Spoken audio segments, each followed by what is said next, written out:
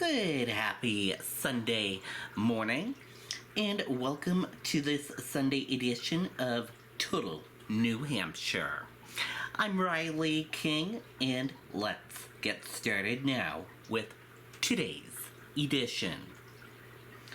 Proposed ICE warehouse detention site sparks concern in New Hampshire community. The Trump administration is exploring plans to renovate industrial warehouse into immigration and custom enforcement detention facility as part of a border effort to accelerate deportations, according to reporting by the Washington Post. The proposal would repurpose warehouses in cities and towns across the country to house up to 80,000 immigrant detainees.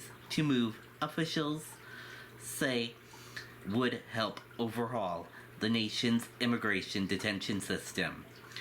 Draft plans reviewed by the Washington Post described two types of facilities: large detention centers capable of holding between 5,000 to 10,000 people, and smaller processing sites. The solution remains in draft form and could change, though.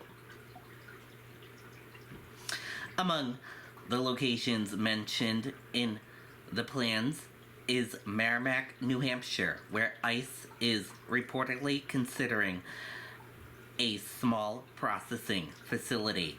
The exact site has not been identified, and it remains unclear what role, if any, local officials or residents played in the planning process. Merrimack Town Manager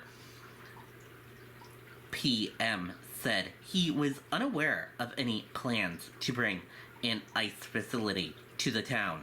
Local lawmakers also expressed surprise.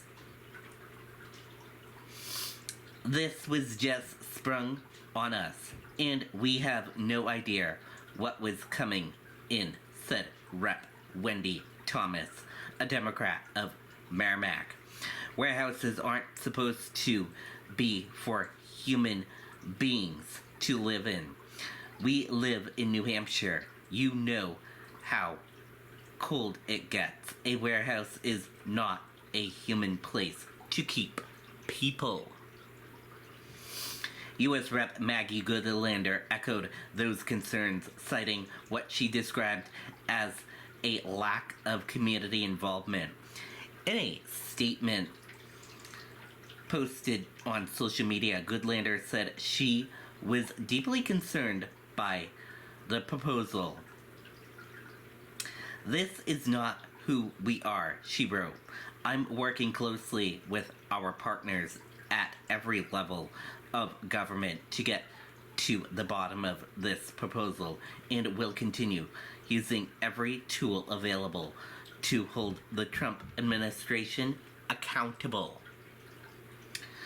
Not all New Hampshire lawmakers oppose the idea. State Rep. Travis, who represents the Hillsborough District, welcomed and expanded ICE presence in the state. In a statement to WRMK News 12, Travis said, "Granite Staters are suffering from a plague of illegal aliens and fraudulent asylum seekers who put a drain on our resources.